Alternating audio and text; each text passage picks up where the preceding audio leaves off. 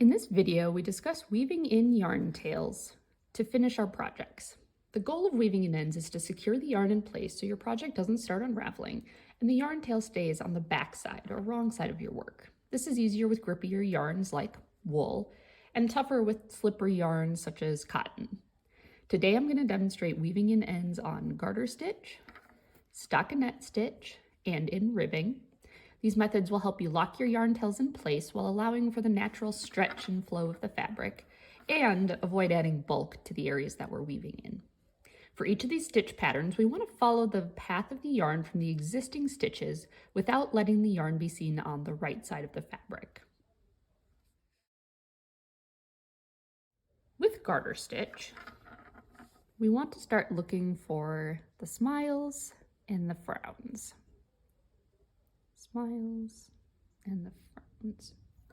We're going to flip our work to the back.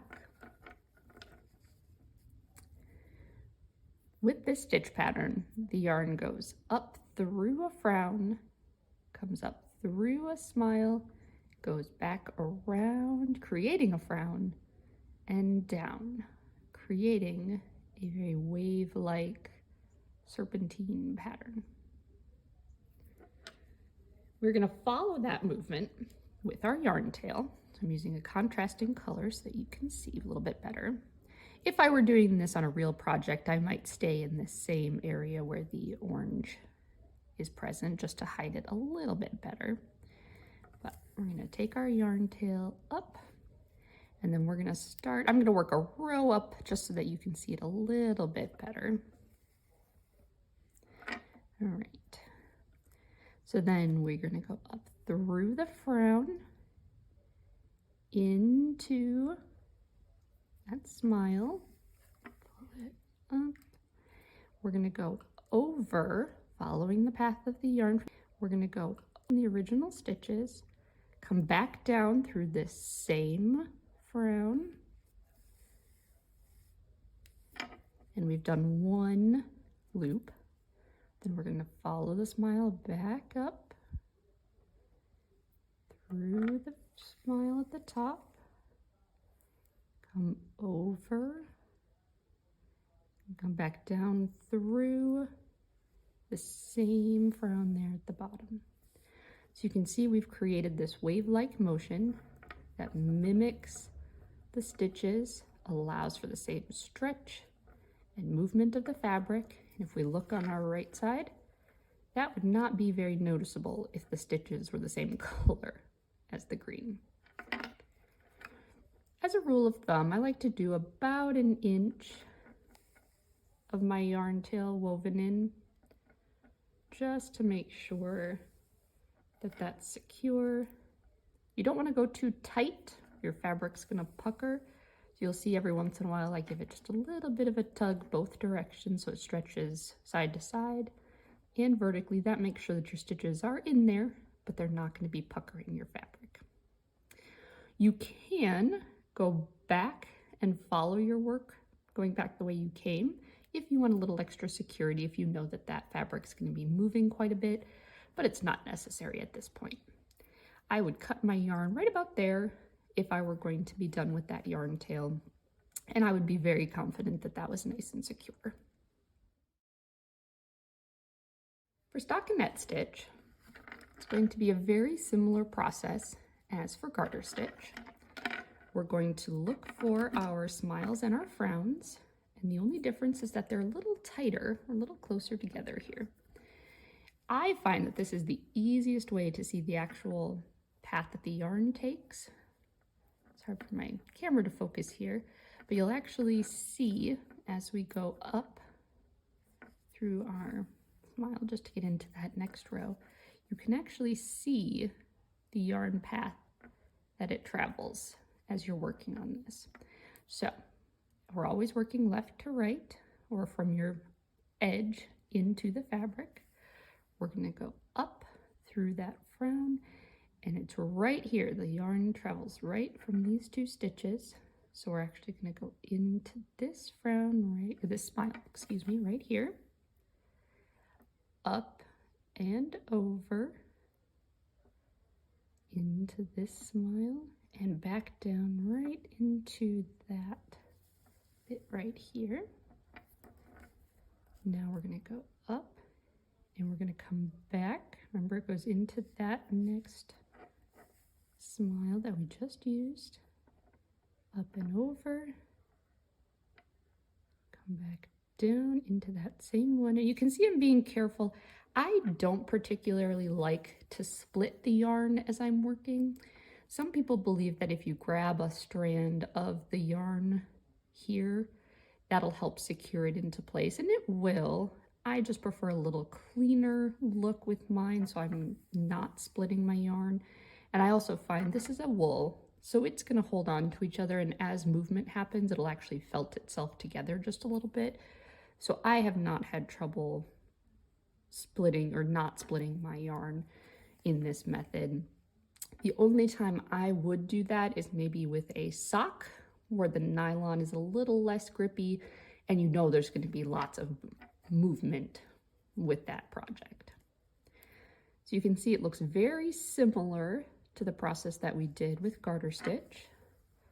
We're going to work about an inch here. And again, if you want to, you can go back over your stitches for a stitch or two just to really lock those in, but that's not necessary to secure your tail. And once we're done with that, again, we're going to give it a little bit of a stretch.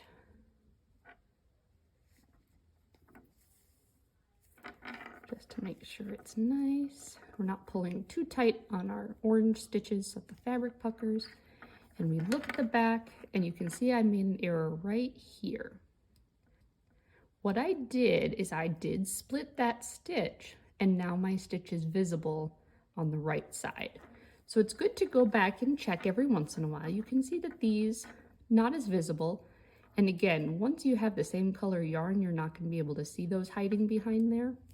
So I am going to go back, undo my needle here, and I am going to take out the last couple of stitches that I did to make sure that it's not visible from the right side of the fabric.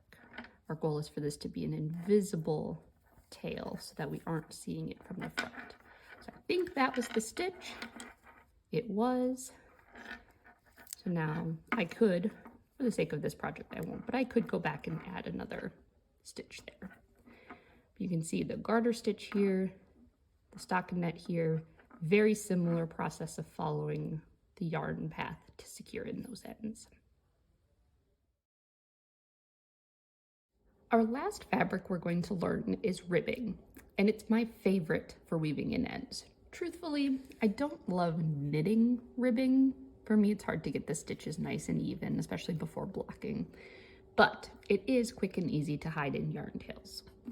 So as we get up to our ribbing, I'm going to do this the incorrect way and just scoot up here through a column. Incorrect only because you see that on the right side. Once I'm to my ribbing and want to weave in the yarn tail, I'm going to look for a column of knit stitches. So the raised portion of the ribbing here where you can see the V's. Make that a little bigger for you. You can see the V's of each of the yarns, of the stitches.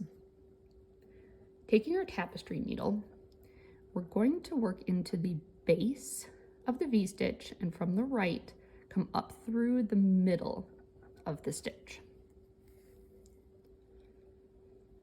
We're then going to repeat that up the column, coming from the right, going into the middle of that stitch, from the right, into the middle of that stitch.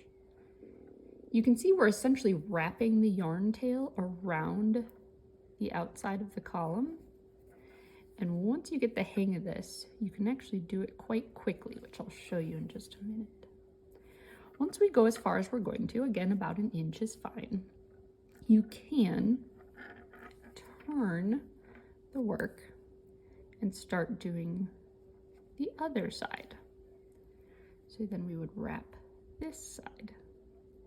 And what I mean by doing quickly is rather than pulling it through each time, you can wrap your needle around each stitch. Bring it down so you have all those stitches in, and then pull your yarn through. Give it a little tug to make sure it's not too tight. And we've woven in our yarn, and it's not visible from that outside. Again, the little bit you're seeing here, if that were green, you would not notice that in your ribbing stitch. It's got the same stretch you're looking for in ribbing, especially. If you were to work across a row of stitching, that would pull in your ribbing and not allow it the stretch that you need for a collar or an armhole, at your wrist, at the waist. You want that natural stretch from the ribbon. Taking a quick look at our work from the right side, other than this little pesky mark that I made going up through a column, you can see that we don't have yarn tails showing through on any of the areas that we worked in. The fabric still moves gracefully. No extra pull, no tightening. I'd say we did a pretty good job.